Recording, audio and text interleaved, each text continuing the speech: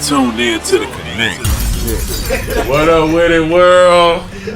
Welcome to the Connect podcast. It's going down, man. We back up in here after missing a week. It's your boy Slim Thugger, Boss Life Rico, Goddamn Sam, OG Shah, Brother Deric, Muhammad. Yes, sir. That's our guest for the week, our brother Deric Muhammad. You know what I'm saying? So what's up with the world? Coolin', man. Coming down off this Miami high we just had. Just got back off a plane from Miami today. I'm still discombobulated. I don't know what's going on in this world, but we here, baby. We missed 1 week. We couldn't do it 2 weeks in a row. for real. Why it sound like I can hear an echo from this shit? Do I need to turn this mic down? Yeah, Okay. turn on body There from you the go. speakers. Bet. But yeah, go on, tell us about the Miami trip while we already talking about it. How was Miami? It was cool. Miami. It was work. We turned it was a business trip, you know what I'm saying? We really just trying to expand the brand, so we shot out there, did a pop-up shop. It was cool. A few people came through. It was kind of far off, you know what I'm saying? But we kind of getting, we learned from that one and seeing what we could do better. Right. So, that's it, man. Just trying to expand the brand. just being that branding. Yeah. That's Making it. the presence. Dunk Rider, Doc came out, fuck with us. Yeah, showed shout us a out lot them of love. boys. Shout out Porter Boy. Border Boy. Yeah, they got their own wheel out too. HB Forge, yeah. Yep, Styles Black at the tour. owned Rim Company. HB, I holler at them. Yeah, I dropped the Florida tea. A Florida Yeah. raised tea. We're gonna have it online by the end of the week. Yeah, man, just something exclusive, man. Trying to keep expanding, That's Yes, it. sir. Yes, sir. What clubs y'all hit out there? Man, We went out every night, right? we went out every night, fool. we Nah, got not it the in. last night though. The last Sunday night, we was tried the it, though. We tried. Yeah, but yeah, It still do live on Sunday? Live closed Or it down. closed down? They remodeling, Tragically, right? tragically, huh? They remodeling or it's for good. Nah, they remodeling. They remodeling. Yeah. Yeah. So Yeah. it was cool, man. We had a little good kickback. Miami is Miami, man. Yeah. What y'all sound like what goes on in Miami stays in Miami. That's what it sound like. Hey. Nigga like Miami. We just tired, my nigga. Yeah. No team, no snitches over here, man. But look, alright, we made Nah, we having fun, man. We had it. Daytime pool party, yeah. Yeah. Got on the boat, man. It's hard to have a boat bad party. Miami trip. Yeah. Yeah, that boat party was live. It was live. It Yeah. was cool. I mean, it's just to be in that, and the thing is, Miami is a good quality place to live. You know what I'm saying? Like, Miami got water. There's so much beautiful shit out there. You know what I'm saying? Beautiful water. You can ride a boat through the city. You can do everything. You know what I'm saying? It's like, A lot of different people, man. It's just a lot of people tourists. from all over the world is Yeah. there. You know what I'm saying? So it's a lot of good lifestyle qualities out there. You know what I'm saying? You can just. Shout out to the people from across the seas that came to the pop-up shop for you. Right, yeah, man. With some Yeah. people. That's it was a dude named Thugger. Where he from? That shit. He from overseas. He's from overseas. Yeah, he got all my tats and shit. Like Damn. Varna. That's where he from. Varna. Varna. Yeah. You know everybody, though. Yeah. He got my tattoos and shit. And Damn. he called himself Thugger. He a rap over there. So that he sent this homegirl, I guess, to come get a shirt from up there. She was like- got it for him. I think she was going to surprise him. Yeah, she was like, I tried to call him, but it's like nighttime. So we went on FaceTime and shit. He was tripping. Damn. That shit dope though. Motherfuckers way It's over there. crazy. You The wouldn't even impact know. you have on people. Yeah, that's crazy as hell, man. But that's dope. Yes, sir. Yeah, man, that pop-up shop shit. Yeah, it was cool. So we're going to, we reevaluate. We're going to take it back there again in a couple of months. We're doing Chicago on the 22nd of this month. Yeah. So we're gonna move out there, take Chi-Town over, Yeah. take this Boss Life worldwide like it's supposed to be. Yes, It's gonna be a sir. Chicago tea also. Yes, sir. Black owned, real nigga represented. We put it on in the right way, baby. Yes, sir. Yes, sir. Jay-Z out. Yeah. That whole album right now is talk of Jay-Z. the world. He killing. He's old Yeah. man still got Yeah, it. he's Yeah. still going out. Still going out. Beats on that motherfucker is Yeah. top People don't notch. like the beats. People. That's what. That's what everybody complaining about is the beats. They saying Man, the beats. The beats is hard. Like the beats hard. You gotta be sampled. You gotta be. You know, right now it's turn up era and that trap. Right. That's what it is. They are him. It's like the old. It give you that blueprint, that old blueprint and all that. Even that good vibe. The old Jamaican beats, that is from the club when we was in Jamaica. Yeah. Mm-hmm. He rapping his age. You know what I'm saying? His age. Yeah. He rapping his age. The thing is, I be telling motherfuckers, man, look, man, this is not the 70s. This ain't the 80s, man. Everybody grew up listening to rap. So if you fucking 60 years old, probably 50, 60 years old, you probably grew up listening to rap. So you probably still want to hear a certain type of rap. But the only difference is, like, that's how I still get paid. I cater to my motherfuckers who like my type of shit, like my style of rap. Right. I'm not out here trying to sound like the new little kids, you know what I'm saying? Right, don't nobody want to hear that. Let them do their thing, let them live their life, let them turn up and be rock stars or whatever it is right now. Mm-hmm. And, you know, and that's what you got to do. You got to respect them and let them do what they do. But continue to be yourself, rap your age, be true to who you are. Because this motherfucker's your age. And on your level, going through the same shit you go through in life every single day. So, you know, that's how I try to do it. I don't see what anybody could have negative to really say about the album. And I'm a Jay-Z fan, but I hadn't bought a Jay-Z album in a very long time because I felt like he was struggling in terms of what it is he should be talking about. Right. But I feel like every artist, like if you a man, every man reaches an age and a stage of maturity. And I feel like this is his maturity album. Right. And he kept it 100 with himself, and you couldn't do nothing but respect that. But on top of that, it's just great music. Yeah. But I say the same thing about Slim last album. Slim last album, I think it just the American King album. I don't know if that was the last one or the one before that one. Yeah. Right. It reminded me a lot of the same vibe because it was reflective of his growth as a man. And I feel like as a man, when you grow, like if you've been rapping for 15, 20 years, you've made a certain amount of money, you travel, you met all kind of different people. You don't learn something. Exactly. My thing is at some point you had to share with the world what it is that you learn. And I love the way Jay-Z did that on this album. Yeah. It is. And that's what I like about it. It's just game. You know what I'm saying? It's like, it. Instead of putting on, instead of just, turning up and partying, just saying some real shit. It ain't a lot of that going on no more. A lot of people ain't talking about real shit. A lot of people ain't making music where you can listen to and get some advice from. You know what I'm saying? Or some shit that's inspiring. Like that can make you start thinking different, or make you like you say he grew up in this and this is him acting mature. Show that's real life. That's how you supposed to be. Motherfuckers so fake. You know what I'm saying, in music that they in character now. It's so much. Right. I mean, it's always been like that. They so in character that they can't keep it real with themselves. I mean, can't keep it real with the fans through nothing. Like I get on fucking Instagram fresh out the bed without brushing my teeth. Like, this me, you know what I'm saying? Some people won't do that. Some people have to be filtered and professional pig, and the shit gotta be more set up. It's a lot more in character. Exactly, like in character. No flaws. Exactly. Like every time you post a picture, it gotta be on point. Like all the way on point, dope. Right. Nah, that's not real life. You know what I'm saying? You put your flaws on. I put whatever on that motherfucker. Like nappy head, all kinds of stuff. Yeah. Myself. I hate when that nigga throw that toe on. I'm like, ooh, that's nasty. It's real life. That's what's going on today. You know what I'm saying? Hey, I be scrolling like, man, why this if nigga he keep run posting out of this? gas, he gonna put it up there. Exactly. I run out of gas, my shit break down, I'm gonna post it. That's Slim. That's real life though. That's just how I am. That's how I want motherfuckers to look at me. Don't look at me like I'm no character. That's why I don't think I ain't never make it as far as probably I could have. I just ain't never been to like going to the club. They used to be like, man, you go to the club. I said, man, I like going to the club. I don't give a fuck. I'm going out. You know what I'm saying? Like, but if you a rapper, you're not supposed to go to the club all the time. Yeah, they you tell know you what I'm saying? sit in the house and shit. You want to act like because they say it take the value down. They're not gonna pay you to come. You're gonna come anyway. Exactly. Right. But shit, I'm at home, man. Fuck that. Sitting at home miserable when you really want to go out. The thing that it's like it's always a good and a bad and shit.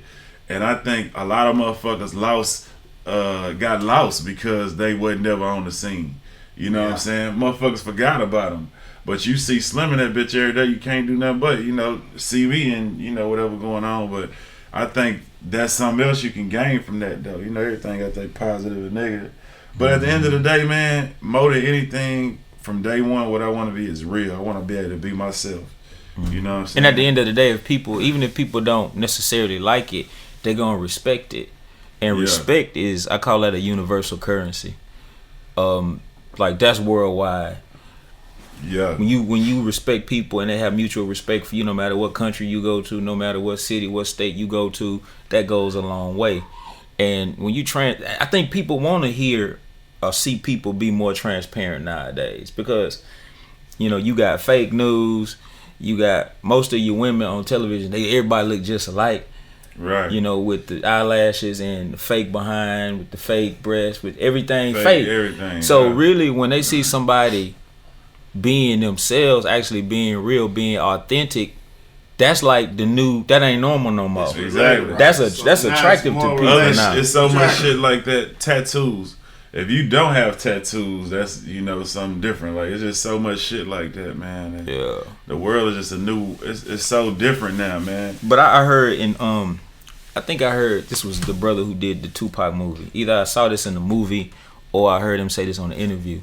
He was talking about how Tupac was torn between hope I say this right. He was torn between who he was who he was, who he wanted to be, and who people expected him to be. Right. And I said to myself, that's a hell of a prison to be in. Yeah. In itself. That's a hell of a prison to be in, especially that part about who people expect you to be. When you get locked in, you get too locked in on that and you lose yourself and who other people expect you to be. I don't care how famous you are. I don't care how much money you have. At some point, you're going to become miserable.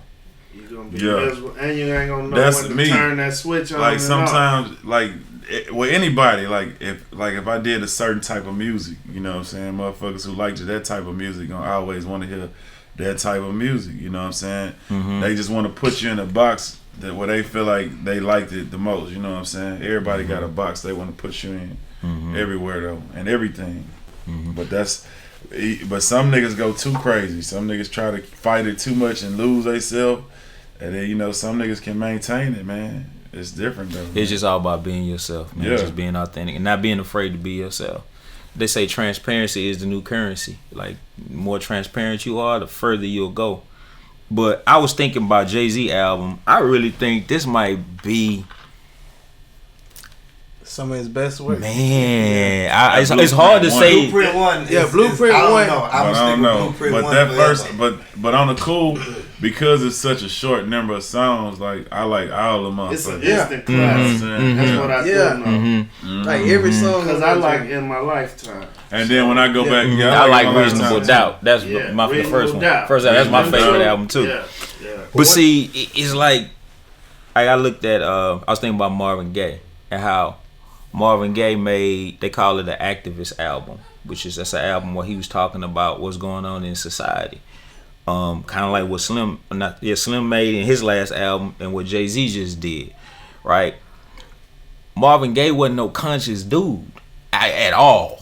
You talking about cocaine, prostitute, you name it. Marvin Gaye was on it and then some. He led the way in the debauchery. You understand? Yeah. But after he passed away, unfortunately, that album that he made, what he was talking about was real, became what he's more known for than anything else. Because I feel like when you put the truth out there, it may sell slower in the beginning, but it lasts longer. Because it's the truth. It lasts longer. Yes. It lasts longer. I hate to say this, just like, not jumping subjects, but what you just said about the girls with the fake booties and all this, like, we was just out in Miami and I just started seeing a lot of stuff going wrong.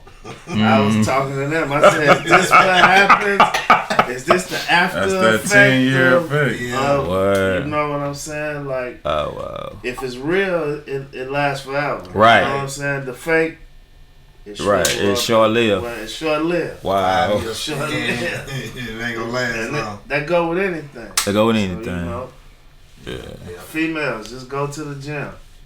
Go to the gym. Stay away from the table. Get holler at Milton. Get hustle fit. Let him get you right. Get you right. Get that ass tight. Be able to have a strong enough dude that's gonna keep reinforcing your shit every year. I think that's the thing. They don't have that same sponsor every 5 years to get that ass shit right. That keep up is a motherfucker. Yeah. That fat transfer shit, that should be looking right sometimes when they do it, but they gotta keep doing it though. Be natural, baby. I don't even want to talk about it. I don't want to offend nobody about all this. Skip this. Row album. Row Jam. I ain't gonna lie, Row jamming. Row and what's the name? Row and Jay-Z been making me not listen to nothing else. That's all I've been on. Like I ain't heard no other CD. I tried to jam some of this new turn up shit. I don't even want to hear. 2 Chainz jam, but he dropped like 2 weeks ago or whatever. Right. So you know, I'm back and the lifespan of CDs ain't that long. Like nigga jam it that whole week and then it's time for the new thing, whatever. But that Row and that Jay-Z been jamming hard. Row jamming like a motherfucker. I guess since this might be his last album, that nigga came with it. I don't think it's his last one either, way. but he came on. Yeah, that he did his nigga, all he thing. do is rap. What the fuck else he gonna do? I told him he was in the gym. Man, you say it's my last one. Man, shut up, man. All you do is rap, bro. What the fuck else you finna He do? got like 300 songs or something already. Yeah, that nigga stay in the studio all fucking day. That's what he do. That nigga start laughing. But that motherfucker jamming though. I've been riding to that shit all the way back and forth. Yeah, another good one for the city. Brother Deric Muhammad on there too. I made my debut. What song? Tell him. Yeah, he spoke some good game. What song? Tell him. Tell you which one. It's called The Devil in Me. Yeah. It's number 8. I ain't gonna lie, I done played it about 500 times. I was played about 500 times. But I like what the song's saying. It's basically saying what we talking about right now. Right. This is his real album to me too. It feel like he talking about shit he going through right now. We always do that, but on this it's real. It's personal. You know what I'm saying? This album personal, fam. Yeah, this is actually. I think this might be my first time listening to a whole Zero album. Yeah, I listened to the whole album. I like it.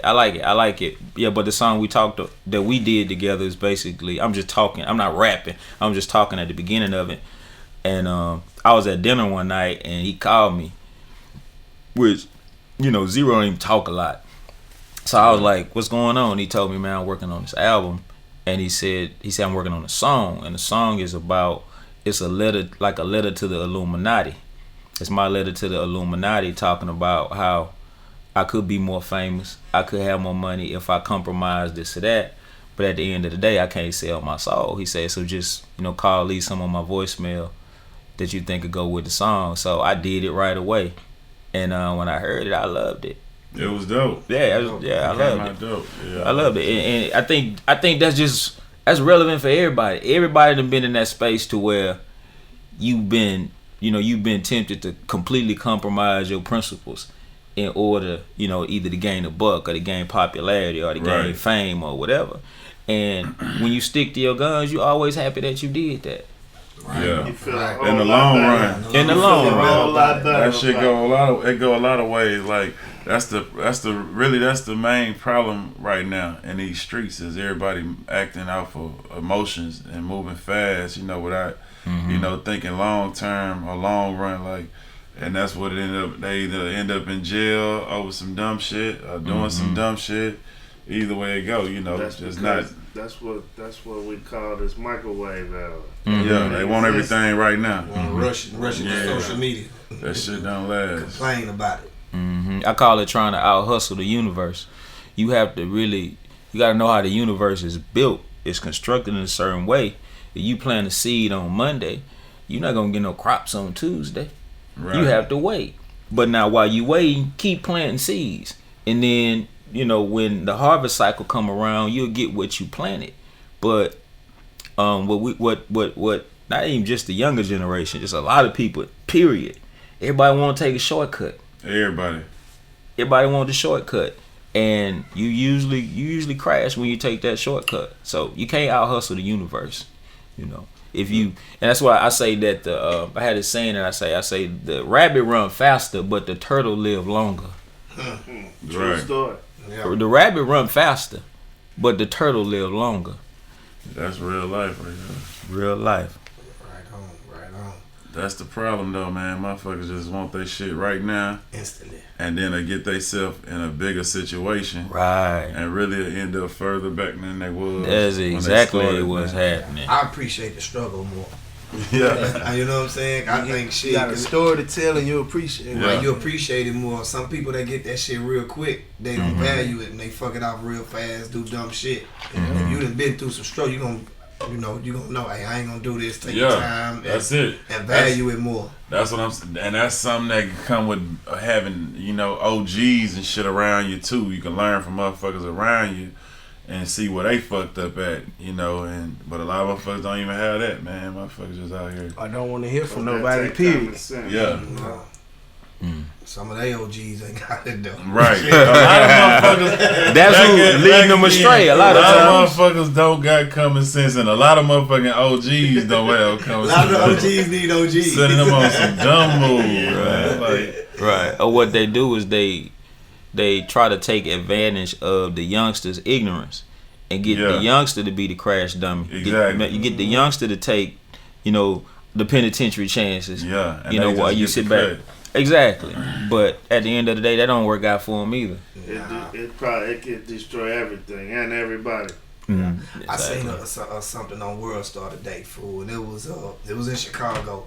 A dude was walking, and there was 3 little kids. These dudes was not older than 12, and he was fucking with, yo, what up, homie? They was talking to BD, and he was like wiring them up to do something to talk shit. So the little niggas was talking shit, and he had them on live or something, and he was like, little nigga got a burner on him. He like, show him your burner, and he just wired them up to show the pistol. But these dudes, fool, these niggas wasn't even taller than the trash can. That nigga, and they was walking by the store, and I like, damn. You nigga doing all this for live. At least call the little homie over there and let him know, hey, little homie, look, hey, you thugging, but man, put the pistol away. You got time, my nigga. Just hope, because it's already bad enough in Chicago as it is, fool. I just think he could have gave the little dude a little more guidance than that. And he called him over there and let him see, hey, show him the burner, show him the clip. That's like encouraging. He wrong for putting that on the camera. He shouldn't even put the little dude on the camera. Yeah. Could have just gave him a case right there. Could have gave him a case. Messed up little dude's life. That go to show that he don't have no confidence. Right. Yeah. That shit go, man. Yeah. That's blind leading the blind. Blind leading the blind. That's crazy, exactly. And what it is you have the older generation looking at the younger generation as if though the older generation didn't produce the younger generation. Like, it's like you got a lot of youngsters out there that want advice, but it's like a lot of the OGs, they done made their mistakes, got their life together, they go to work, they go to church, they go home every day, and they looking down at that young brother who's holding down that same corner that they held down for 15, 20 years. Right. And they passing by him in the Cadillac and just shaking their head. But I feel like whatever amount of damage that you may have contributed to as it relates to the downfall of your community, you have a responsibility to go back and try to clean it up. And especially if you got a lot of cats that have influence in their old neighborhood. And I heard Minister Farrakhan say this, very profound statement. He said, every last one of us will be held responsible for how we use our influence. How you use your influence, first of all, it's God that gave you the influence. And if you don't utilize it to make the hood better, if you don't utilize it to try to elevate the consciousness of the next generation, at some point you will be judged for that. So I think we pass judgment on our young brothers and sisters as if though they not the fruit that we produced, and I think we need to correct that. That's where the disconnect comes in. That is, but I think it ain't just the OGs don't want to teach them. I think the youngsters, a lot of motherfuckers don't want to hear what the disconnect is right now. It's the younger dudes. They'll say, well, I ain't gonna say just them. It go both ways, but we was talking about this the other day. It's a lot of the younger dudes like, man, you old. It ain't like that no more. Shit changed with the internet here. Motherfuckers in the hood don't raise the nigga in the hood. The internet raise them. They not influenced by the local dude who doing this. They influenced by who they see on Instagram, right, doing whatever they do way over there in another city, other state, and now they feel like, oh, the dude on Instagram is doing more than you, local homeboy or whatever. So he cooler than you, and I don't have to. You just an old nigga. Mm-hmm. You see what I'm saying? Can't tell me that. You can't tell me nothing. That's what it ended up. To me, that's what I think it is. You know, like my little thesis on the shit, but you know, like I stay trying to tell young niggas, you know, over and over, but I can look and tell they not ready even to hear that shit or even, you know, care to hear that shit. But you know, because out for what I did. Oh man, you out here, you did this, you was doing this here, you know, you try to tell me this now, but you was doing that there. I was, but at the same time, when you learn from your mistakes, well, I'm supposed to wake you up so you don't have to touch this fire too, right? You know, so. You know, it's a lot of old school cats too. They got greedy with the youngsters and didn't want to let youngsters come up and do their thing. Want to keep them under them, right? Yeah. So a lot of youngsters, that's the thing why they pissed off at older niggas. Like, man, these old niggas ain't want to show us no love. So now we making our own way. Try to keep us down. So that's another problem that's going on. Mm-hmm. Yeah. What I learned is you have to. Like sometimes I could be looking one of these youngsters in their face and I'm talking to them, and I already know in my heart that what I'm saying to him is not gonna make him change right away. I know it's not. He might have to go through something. He might have to hit his head. Mm-hmm. That's it, and that's the key. And that's what help you sleep good at night. That's me. Knowing that you done dropped that seed, it's not up to you. Yeah. He gonna hear it again from somebody else. He gonna listen. If you told him the truth, he gonna run back into it, and he gonna remember that it was you that told it to him. Yeah. Cause I've been alive long enough to where I had enough of them come back to me, like, man, I just got out of jail. I want to do something different now, and then at that point, come on, you know, let's work together. But most people don't change right away. You know how I know that? Cause I didn't change right away. I had to hit my head. But it's a scripture in the Bible where Paul talks about. He said that he plants the seed, but it's God who gives the increase. Sometimes we think that it's our duty. It's our we have the power to give the increase. Man, you don't have power to change nobody. Yeah. God had the power to change them, but what we have to do is plant the seed and water it. What they do with it, hey, that's on them. They might not be ready to change at that time, and then the other part is you'll never be able to say. That's my thing. I love that. I tell motherfuckers all the time, always, like every motherfucking rapper around here, whoever I'm talking to, I tell them motherfuckers all the time exactly how I feel from the beginning about shit. Like, hey man, you need to watch out, you need to do this here. And then I see them a year later, and I be like, yeah, see, I told you. Just so I can say I told you. You can do whatever you want to do. You ain't gotta listen to me. But as long as I can say I told you, I'm cool with that. Mm-hmm. And that still stop them from doing something later on, because they'll be like, okay, versus you not telling them and then making that still keep going and bury because they go to you gotta bump your head. It was crazy. Experience is the best teacher. Yeah, it's been dudes coming to me like, man, like my homeboys, like, man, you told me, fool, not to do this.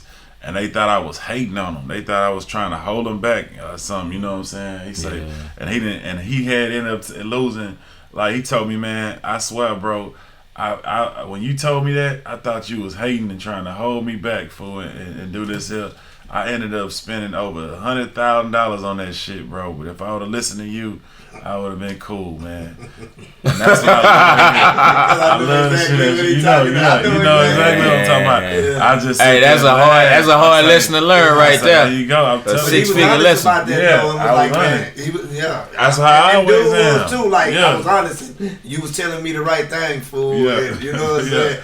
I always do that, and that's what I love to hear. You know, like not that I love to see a nigga fuck up. I just love a nigga to recognize that I did tell you some real shit. Now, you know, I kept it 100 with you, my nigga. Like, you know, I try to wake you up. Like, whenever I see young niggas doing dumb shit, I'm that nigga who gonna tell them. You know, even if we ain't super cool like that, I'm gonna voice my opinion. Hey, man, I think you need to chill out on this. I just like to get it out there and just. You know, and just walk away from it, you know. But it's all about giving people tools. Like, it's not our job to change people, but it's our job to give people the tools by which they can change themselves. So one of the greatest tools you could give them is information, advice. Right. And it's like that. There's two forms of knowledge. You got taught knowledge and you got bought knowledge. bought knowledge is the knowledge that you get from bumping your head. You paid for that. You paid the price for that. But taught knowledge is the knowledge that, Rico, you give to this brother over here because I could teach you this because I done already bought it. Right. I done bought it by bumping my head. Now I'm going to teach you, teach it to you. So my whole thing is, if you put me in the room, y'all was in Miami this past weekend. I'm going to be in Miami this coming weekend. I'm speaking to some young people in Liberty City. So I was actually there 3 months ago. And when I speak to these young brothers, they be like ages 14 to 17, like that prime age to where they going one way or the other. Right. And they beefing real hard out there in Miami. Like they beefing real hard. Like at the beginning, I tell them, listen, I don't believe in long speeches. I'm not gonna be up here talking to y'all long. I say, but if you can't pay attention to me for this little 45 minutes that I'm gonna be up here in front of you, you're gonna have a lot of problems in your life, because it says that you have a problem with distractions. And that's really what life is all about. If you can focus on your goals and avoid the distractions, then you can make it. Now, if you can't avoid being distracted for 45 minutes, man, it's gonna be hell. Yeah. But at the end, I always say, hey, this is the hardest part, because I done gave you what somebody gave me in terms of knowledge. But this is the most difficult part, because I already know what kind of world I'm letting you back out into. I might not see y'all again. And I got a call, the week before last, that one of the young brothers that I taught last time got killed. And it's that serious. Every time I speak to a young group, before I let them out, I tell them, listen, man, this is the hardest part for me, because I know what's out there waiting on you. The next time I come back, I might not see you again. But his homeboys, they they can't wait for Brother Deric to come back, because his death drove the point home further for them. You understand what I'm saying? Yeah. It drove the point home further for them. So now they really ready, to listen to do something different. But it's a game of inches. It's a game of inches. So I say, every time you get an opportunity to guide one of these youngsters in the right direction, take advantage of it. Right.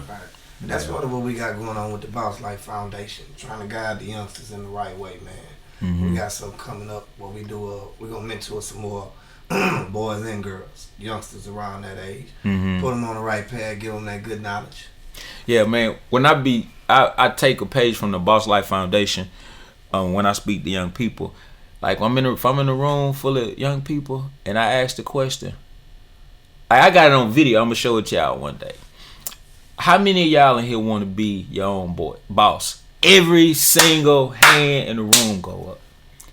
Every single hand in the room go up. Because that's the way right now. I don't care how uninformed or ignorant, I hate using that word. I don't care how ignorant they might be at the moment. You ask them, do they want to be their own boss? You ask them, do they want to work for themselves? Every last one of them say yeah. It's just a matter of, again, giving them the tools and inspiring them to make it a reality. But that boss life message is a message, bro. There's so many different fields, though, that you can be bosses in. That they can be taught to take advantage of. But we see this box of 10 fields that everybody want to go in and leave all the little rappers. Ball It's way more longevity. Fat chick, the motherfuckers at them Rockets games, who them companies paying for them tickets every month. You know what I'm saying? There's so much other shit you can do. Things that we lose to so many other cultures that when we was coming up, we seen our cultures doing in our neighborhood. Even that, like we was talking about how we don't, like I said something about this shit. I don't know if it was the podcast or just Instagram or whatever, about how ain't nothing black on. Like, you just think about that. We always whining about we ain't got this and ain't got that, but we got motherfuckers from overseas who don't even wear this shit selling us Jordans and black owned brands and shit. You know what I'm saying? Like, why we ain't owning that stuff? You know what I'm saying? Why the fuck we ain't got no clothing store in the hood, if that's what the fuck, and we'll go to a motherfucker in the mall who ain't even from America, who's selling us this shit. You know what I'm saying? Like, that's our money that we supposed to have in our community that we giving to somebody else who, if disaster strikes, ain't gonna show up to the hood and drop no bread down and feed you for Thanksgiving or none of that shit. That's where the circle fucking up at. You know what I'm saying? We don't even have black-owned cleaners to clean. Cleaners, simple shit like we had corner stoves coming up, right? Just a little simple stuff, right? Simple stuff. Shoe shine stoves, stand, anything, man. Like the girls, how many black-owned nail shops we know? Exactly. Not a lot. Food. Yeah. We supposed to be the best motherfucking cooks in the fucking world. This is all the stuff we spend our own money on. But that just shows you how really, when they was fighting for integration back in the 60s, like, think about this. Imagine they was really fighting for something. Yeah, well, imagine black people going to a white restaurant saying, we want to eat here and we're not leaving. Even if we got to take a beating, we're not leaving till you let us eat here. First of all, white people can't even cook. That's number one. You really not even interested in eating there. Okay? They used to have these sit-ins where you had these brothers sitting at the counter and they come in and say, okay, I want a cup of coffee. And the white waitress is like, you can't eat here, it's whites only, so on and so forth. So I used to ask myself the question even when I was younger. If she actually go and get them a cup of coffee, would you drink it? Would you be stupid enough to drink it? Right. No. You understand what I'm saying? So really what we were fighting for is we was fighting to be accepted by people who will never accept us. That's what we was fighting for. We was fighting for identity because we felt like we didn't have our own. But what sense does it make for... Now, when they said y'all can't do business with us, we had no choice but to go and open Black Wall Street. Exactly. But that's when we was thriving. That's when we were at our best during segregation. We had our own hotels. We had our own gas stations. We had our own coffee shops, restaurants. We had our own everything. So when Lyndon Baines Johnson sends down the executive order saying that integration is now the reality, we abandoned all of our stuff. Went and spent money in their businesses. But check this out. None of them came and spent money in our businesses. Right. Exactly. So our businesses shut down and we still spending money with them, to this day. So I think it's a deeper psychological issue that we have to deal with. Well, we don't even want to spend money with each other. We rather go spend money with other motherfuckers than each other. That's what's fucked up. Cause it seems like motherfuckers don't want you, the motherfucker who with them, to leave them. You know what I'm saying? If they see you doing something, they don't want to give you the money because you might blow up and shit on them. You know what I'm saying? They want you to stay in the same place. That's Now if I give you this, you gonna blow up, and then I'm gonna be here, and then envy and jealousy. You gonna have a Rolls Royce, and I'm gonna be sick, not have man. one. It's sickening, man. They say that psychologically. It's sickening, bro. Yeah. Theory was just passed down from generation. That's all it was. Ever since the Willie Lynch. And that's the cycle that has to be broken. That's why like my slogan is with the youngsters, if you pull up their minds, then their parents are gonna follow. Right. I feel like we focus on the wrong thing. We focus on their flaws on the outside, but at the same time, we're not teaching them who they are. Like we're the mothers and fathers of civilization. There's nothing that white people are mastering that we didn't invent. We built the White House. You name it, we've done it. So it's not like becoming a builder and becoming independent is not in our DNA. That's who we are. It's just hidden underneath this slave mentality. So when the youngster feel like he gotta have the new Jordans every time the new Jordans drop, it's because he doesn't have his own identity. So if I don't have my own identity and I feel worthless, I feel like these shoes is what give me value. That's what give you value. This is what's making me more valuable. Chains and watches. Jewelry. Right. Same thing with jewelry. Like all this money. Look at who the fuck is Migos and all these niggas jewelry, man. This nigga has got to be the richest nigga in the world right now. He got to be whoever this dude is for all these. Because right now jewelry is like the stocks is high. Everybody got to do it. Everybody want these new chains and shit. And all these motherfuckers who hot, steady buying new chains every fucking week, man. This jury man got to be so papered up right now. And he don't look like us. He don't look like us, fool. And it just make us feel like we accomplished something by getting that. That's our trophy. That's Right. Our That's brand. it. But then too, it's the same at the same time, like, we so brainwashed in that type of shit. Like, we don't even talk to each other. Like, hey man, you know, this motherfucker here give us this deal on this or whatever. Like, it's we separate. We'll be cool with the jury man before we be cool with each other and let him win. You know what I'm saying? Versus getting together and like, hey man, you know, you need to give us this price for this or that. You know, working together on the shit. Niggas just so brainwashed, man. I was watching an interview and they was saying, as far as black people, the main reason why we can't work together and do things because we pretty much we don't trust each other. Exactly. Like a lot of other races, they trust each other, but we don't trust each other. Like we work with them, we gonna be like, man, I gotta watch this nigga. I don't know what he like me to do or whatever. So it's like that's the thing with black people. We just probably never get there because we don't even gonna never trust each other. It's so deep. Yeah. And we was the first ones that owned the jury farm. I watched the show on it, and That's what I'm like. The Europeans got it for so cheap. They bought the mine shit. They bought the mine Yeah. and the land that it was on. It was a farm. Dude from Europe, he got it for so cheap. He tricked the people from Africa out of it, and they still own it to this day. That's crazy. And they got us in the diamond mines digging it up. And we ain't over there working. Right. And we own. That's what I'm saying. Like, we sold it. Much as we like jury, it's coming from Africa, man. It need to be ours. It need to be some shit that we own. You know, it should be some shit that we. That's as much as we spend money on that. It need to be in our circle. You know what I'm saying? That just made me look at little as something over here, like the neighborhoods and things. We need to own them because they got them for so cheap. Went in and redid them and selling them back to us. Like exactly. It was the same thing that happened with the diamond mines. This man, people was making money. This was 150 years ago, and his family is still rich. So they passed down the wealth after he got this farm for cheap. When I don't remember the exact price, but when I tell y'all it was pennies on a dollar. Yeah. See, and when that's why I'm at an age where that type of shit fuck with me. You know what I'm saying? I want new jewelry, but I don't go buy it because I be thinking like that sometimes. Like, man, what the fuck? I'm not finna just keep dumping this money on these motherfuckers. Then and I fuck around, you try to go in there and I got an old watch on wear no more. I want to trade this motherfucker and they don't be they don't, and you know, they be like, man, fuck them people, man.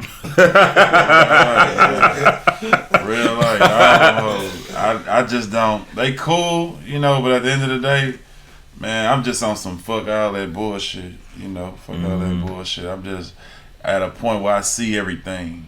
You know, I feel like people, I ain't with being fucked over in no form or fashion. Man, I ain't with being taken advantage. I ain't with being taken advantage. I have a problem with it. So if I'm having a conversation with you and I see it in your conversation, you trying to, you know, talk to me in a slick way or say some, you know, I'm gonna call you out on the shit. Like, it's just, that's where I'm at with it. Or I'm not gonna fuck with you. You know, if there's anything faulty in conversation where I feel like you trying to win on some fuck shit, I'm at that point where I don't want to fuck with you. Like, so that's just where I'm at with it, man. It's hard for me to buy jewelry. It's hard for me to do a lot of shit these days where you feel like, you know, like I say, clothing, we doing all this shit. All these motherfuckers getting our money. You know what I'm saying? Because you know you. And then they'll use a nigga. They'll use a nigga to front line them. Everything. Like, oh, I ain't gonna get this, do that. And then he ain't getting shit. Everybody use our culture to get their like stuff they say, out like there, right bro. now, China is like buying parts of Jamaica, and they basically like buying a lot of shit in Jamaica to where they're gonna take over Jamaica. No, they got it. The They ports, got it? Yeah. They own the whole ports. Yeah, and they say Jamaicans just been selling the shit to them. They went over there and gave them. They gave them so much money to redo the streets because they bought up the ports, so they need to redo the streets so they can have their trucks go through there. Yeah. So it's basically like it's not even gonna be black owned over there like that no more. Nah, it's not. Set up shop. Yeah, slowly taking over. Yeah, I remember I went to China a couple times and I was talking to some this dude who worked for the government over there, and he said something to me that was very interesting because China got the biggest population in the world. He said in America got a lot of land, but they don't have any money. He said over here in China, we don't have any land, but we have plenty of money. So the Chinese are in Africa. They all over Africa, buying up Africa. They in the Caribbean, like you said, in Jamaica and other places, paying off the presidents. Yeah. Paying off the presidents. The States don't like it that they done got over there in Jamaica like that. Right. But see, they buying up stuff over here. A lot of these toll roads, they're owned by the Chinese. Now, Donald Trump is a businessman. So when he became president, everything went up for sale. Yeah. Everything went up for sale.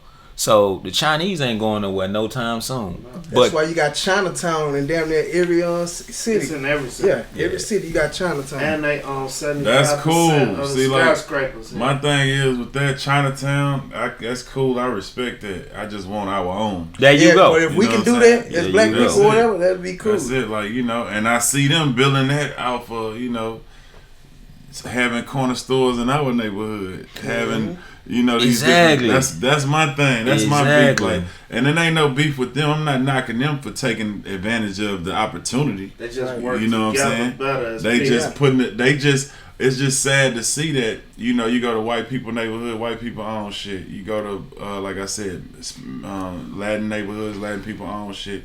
Black people neighborhoods, black people don't own shit. At least out here.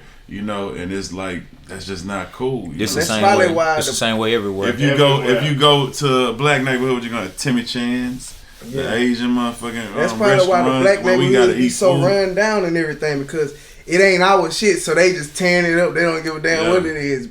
But if you knew it was your partner's store, you probably wouldn't just go up there and just fuck shit up like they do now. That's what I'm saying. Like you go in a corner store in my old hood.